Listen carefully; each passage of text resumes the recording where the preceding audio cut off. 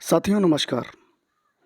जैसा कि आप अवगत हैं कि बीएड टेट 2011 का मामला फिर से प्रिंट मीडिया के माध्यम से और एक शासनादेश के माध्यम से पूरी तरीके से छाया हुआ है। बार-बार प्रिंट मीडिया में छपवाने के पीछे सरकार की मंशा क्या हो सकती है? आज भी प्रिंट मीडिया के माध्यम से वही न्यूज़ जो कल छपी थी वही न्यूज़ और 27 तारीख को जो है शासनादेश आया था कि भाई बीएड टीटी 2011 के जो अभ्यर्थी हैं उनका पैसा वापस होगा।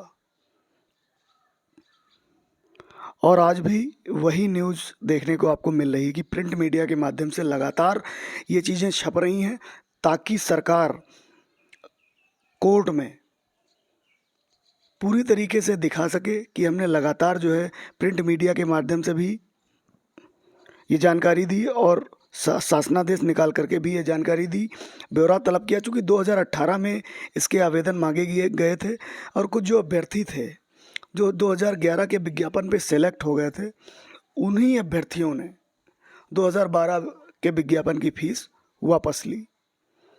और जबकि जिन बच्चों को नियुक्ति नहीं मिली, कोर्ट के आदेश होने के बावजूद उनको नियुक्ति नहीं मिली, वो अभ्यर्थी अभी भी सरकार से अदालत के माध्यम से अपनी लड़ाई लड़ रहे हैं, अपना संघर्ष कर रहे हैं।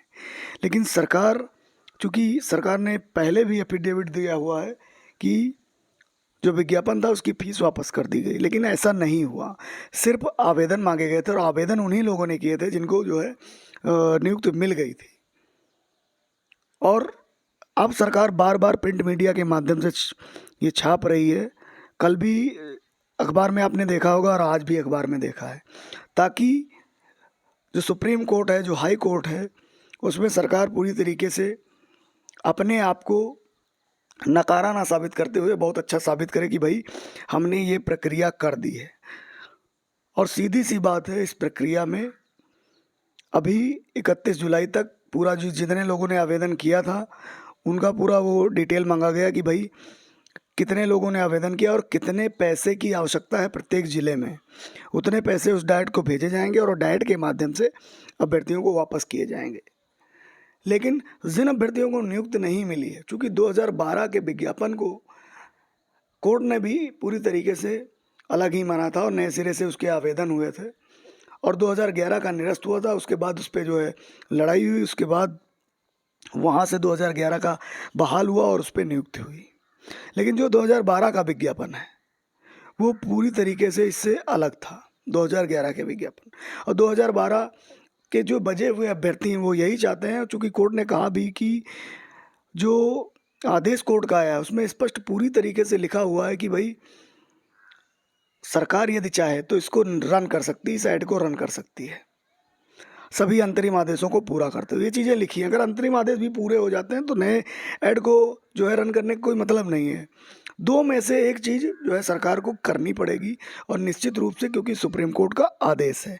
अब सरकार चाह रही है कि जैसे तैसे इस पचड़े से अपनी गर्दन को बाहर निकाला जाए। इस वजह से प्रिंट मीडिया के माध्यम से लगातार ये छापा जा रहा है और लगातार अचानक सरकार गायब हो जाती कि ये केस डिस्पोज हो चुका है, पूरी तरीके से ये भर्ती डिस्पोज हो चुकी है, इसका कोई मतलब नहीं रह गया। लेकिन अचानक से प्रकट होती है और एक शासनादेश जारी कर देती है।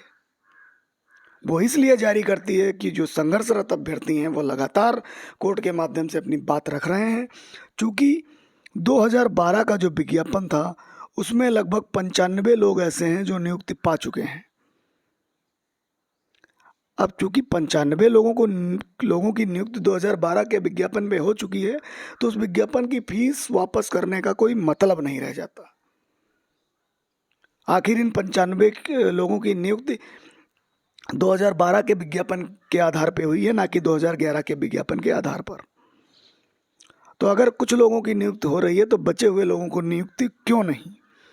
और जाहिर सी बात है कि भाई 839 लोगों की नियुक्ति कर दी गई जिनके अंक भी कम थे कोर्ट की लिबर्टी पर, और जिनके अंक ज़्यादा हैं उनको नियुक्ति नहीं मिली। ये बड़ा सोचनीय विषय है। अब यहाँ पर सरकार आनन फानन में ये विज्ञापन निकाल करके पेपरों में बार बार विज्ञापन दे करके कुछ ना कुछ कोर्ट में प्रस्तुत करना चाहती है कि हमने ये चीज़ें की। यदि आप पहले कहते हो कि ये मामला डिस्पोज हो चुका है और ये भर्ती क्लोज हो चुकी है, उसको बिल्कुल क्लोज कर दे रहे हो, तो फिर आप 10 साल बाद आप विज्ञापन जारी करके फीस लेने की बात क्यों करते हो, जबकि आपने उसी विज्ञापन पर 95 लोगों को नियुक्ति दे रखी है। तो कहीं ना कहीं सरकार पूरी तरीके से फंसती हुई नजर आ रही है। यदि अभ्यर्थियों का संघर्ष जारी रहा तो निश्चित रूप से नियुक्ति जरूर मिलेगी।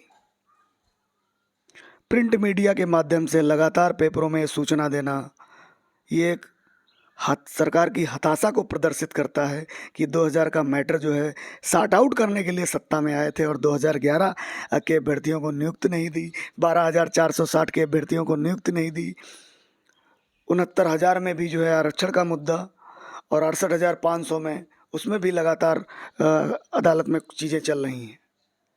ये किस प्रकार की मंशा है?